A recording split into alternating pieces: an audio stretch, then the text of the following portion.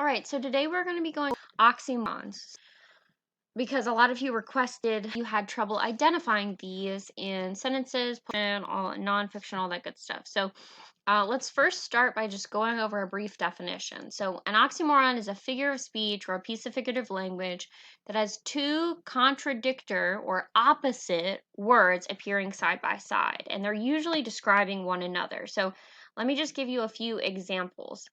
We've got the word alone, so alone, together. Alone typically means by yourself, while together means with other people.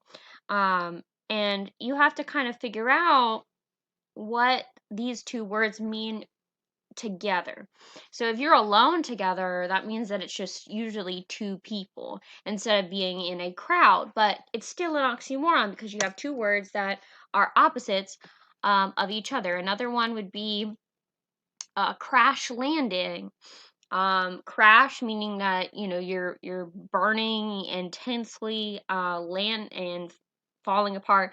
Landing typically meaning that you're safe on the ground. And so you have two opposites, but we know that a crash landing means that it is completely unscheduled, but typically it means you landed safely. Loosely sealed, it means that's not loose, meaning something that is not tightened all the way, or it is hanging freely. Sealed meaning that there's no air that can get into it, nothing can get in. Loosely sealed means that there's usually a little bit of a gap in there. It's not completely cut off from the outside world, right?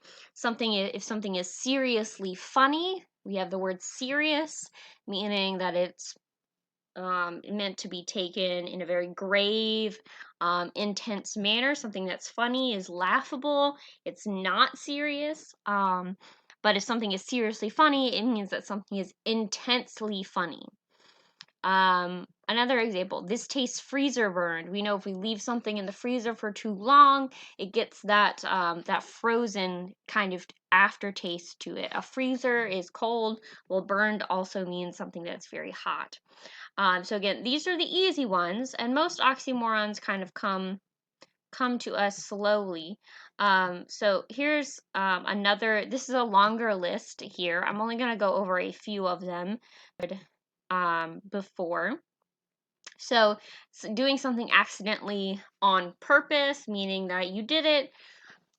You made it look like an accident, but it really wasn't an accident. So accidents mean unintentional. Doing something on purpose means that it is intentional.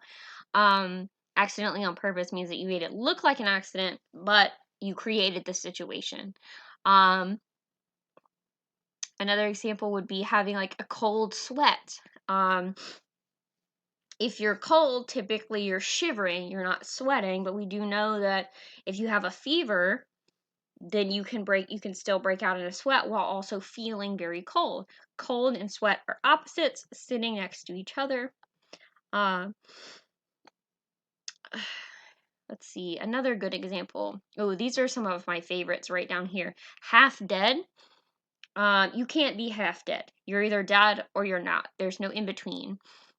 If something is half empty, again, it's either full or it has stuff in it or it's not. You can't be half empty. It either has something in it or it's not.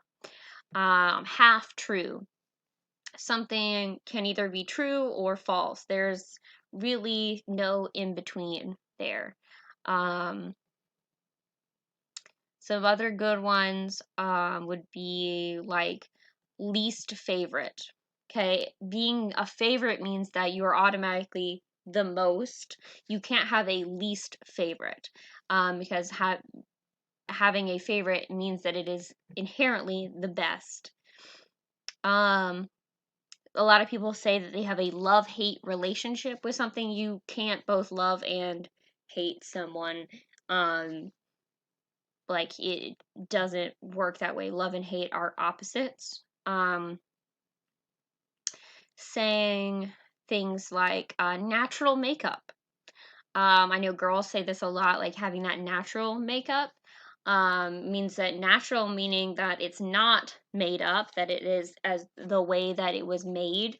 Makeup, meaning that you are putting something on to cover up.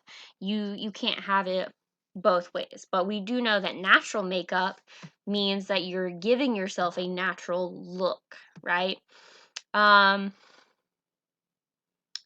are some other good ones that are very popular in real life as well as in literature. Plastic silverware. If something is plastic, it can't also be silver, but we know what that means, right? We know that it's those plastic tableware that comes in the boxes you can get at Walmart. Okay. Saying something like a sad smile. Being sad means that you don't feel good, and so therefore you would not be smiling. But we do know that smiles can have a kind of sad or melancholy quality to them. Another example here would be having a silent alarm. Alarms are meant to be loud so that they can alert you, and they're typically not silent, meaning there's no sound. But we do know that a silent alarm means that the alarm is going off and it's the information is being sent somewhere to notify someone, right? So all of these are great examples. I've got a little informative quiz to kind of go through. So question number 1, which of the following statements is the best oxymoron definition? We've got A completely nonsensical pairing of words that has no meaning when used together. B, a figure of speech which is seemingly contradictory or opposite terms are juxtaposed or put next to each other. C, a super phrase that is cliched and trite. The correct answer is B. Okay, having two opposite terms sitting next to each other. Number 2, which of the following statements is an oxymoron example? We have A deliberate mistake, B, rotten banana, C, foolish idiot. Well, we know that deliberate means that you're doing something on purpose, and mistake means that you did something on accident. So A would be our best example. Number 3, which of the following words, when following the word partial, create an oxymoron? So we've got partial meaning part of, we've got partial silence, partial success, partial ceasefire meaning to stop shooting, or D, all of the above. Well, can you have part silence? Or is it either silence or sound? Can you have partial success, or it is either success or failure? Can you have part of a ceasefire while someone is still shooting? No.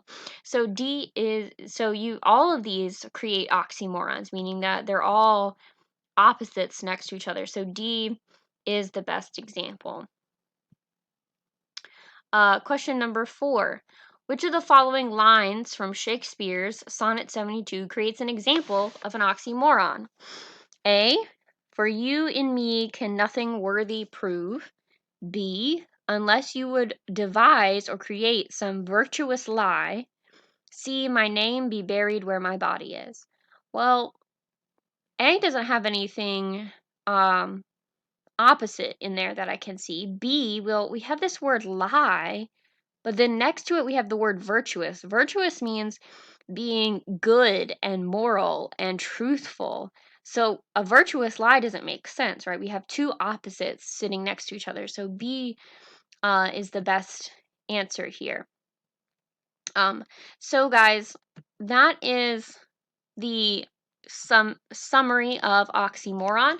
As just a little hint to you, when you are looking for an oxymoron or trying to figure out if there's an oxymoron in a sentence or a phrase or a verse, be aware that you are looking for opposites sitting next to each other. So look for things that don't typically belong together that are opposites from each other. I hope this lesson helped you out in your understanding of oxymoron. Please message me or let me know if you need any more help. Bye, guys.